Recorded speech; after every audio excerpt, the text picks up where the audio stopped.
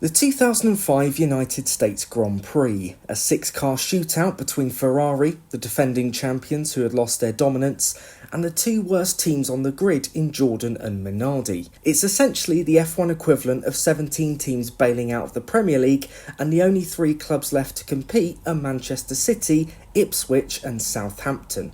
This race went down as arguably the most farcical event in Formula One history, after every single Michelin runner pulled out of the race due to safety concerns following several tyre failures. Failures that had led to huge accidents for Ralf Schumacher and Ricardo Zonta. Zonta ironically being Schumacher's replacement after the German was ruled out following his accident.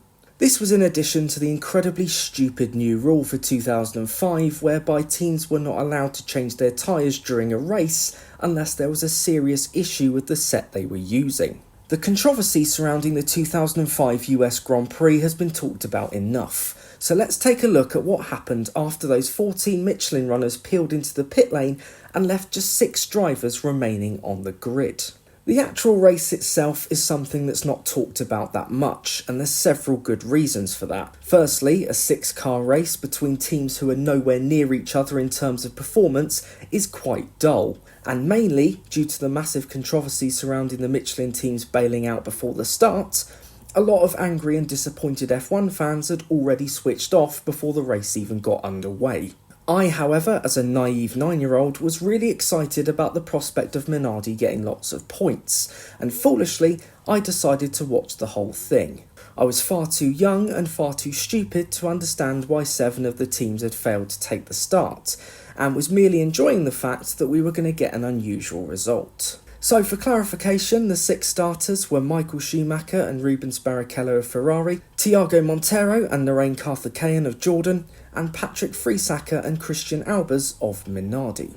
The drivers took the start in their normal grid positions to the tune of approximately 130,000 angry Americans. Amazingly, after the lights went out, not a lot happened. Christian Albers in the Minardi overtook Narain Karthikeyan's Jordan at one point, but then later lost the place again. The only other overtakes came when Schumacher pitted and Barrichello took the lead, and then when Barrichello pitted and Schumacher took the lead back. Although there was a rather comical moment on lap 51 when Schumacher came out of the pits and entered turn 1 at the same time as Barrichello, forcing his Brazilian teammate to take to the grass to avoid an accident. Can you just imagine how hilarious it would have been if, instead of banking the easiest 1-2 finish in history, the Ferraris ended up taking each other out? Both Schumacher and Barrichello were calmly reminded not to do anything to jeopardise the 1-2, especially if they ever wanted to return to Italy without being lynched. Christian Albers was the only driver to run an alternative 3-stop strategy, and it changed precisely nothing. Despite providing the only semblance of on-track racing, it became a lonely outing for the Dutchman and he finished 2 laps down.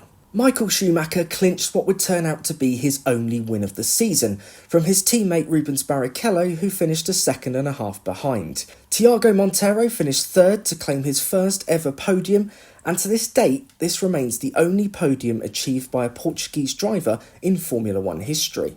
Monteiro and his teammate Karthikeyan, who ended up in 4th, both finished the race a lap down, with Albers and Friesacher finishing 2 laps down in 5th and 6th place respectively. This result meant that Jordan claimed 11 points from the race and Minardi claimed 7, which at the time put them both ahead of BAR in the standings. A BAR team who had had a wretched start to the season and had been in the midst of a cheating scandal that had seen them banned for 2 races. Unfortunately for Jordan and Minardi, this advantage over BAR wouldn't last long, as Jenson Button's form turned around pretty much straight away and he started scoring regular points, wiping the smile off Paul Stoddart's face and proving once again that the F1 gods weren't that keen on the Italian minnows. This would be Minardi's last points finish in the sport, as Stoddart later sold the team to Red Bull, with the Faenza outfit being rebranded as Toro Rosso for 2006. Schumacher and Barrichello celebrated their 1-2 in a modest fashion before making a swift exit, safe in the knowledge that their victory over the 4 weakest cars on the grid, in a race that had already become the most despised Grand Prix of all time, was not worth dedicating any of their time to. Thiago Monteiro, however, went absolutely mental and celebrated his first podium like he just won the title. And do you know what? I don't blame him. In fact, I'd have probably done the same thing myself.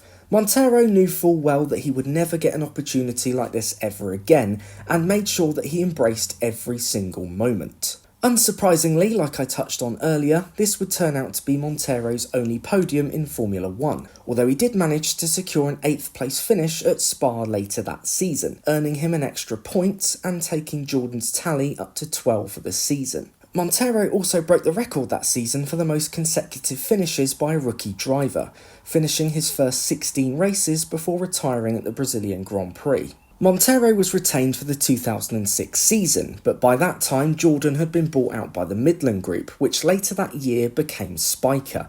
He had a difficult second season, failing to score a single point, and was eventually replaced by Adrian Sutil for 2007.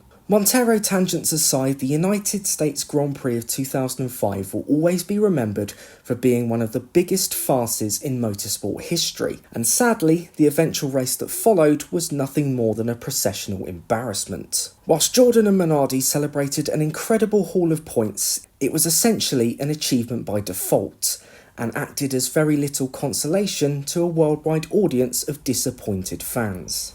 Thank you so much for watching this video. I hope you found it enjoyable and informative. If you did enjoy it, please consider leaving a like on there for me. And if you're new around here, why not get subscribed so that you can be notified of future videos like this one. Comment below any thoughts and suggestions that you may have. Thank you once again. Take care of yourselves, and I'll see you next time.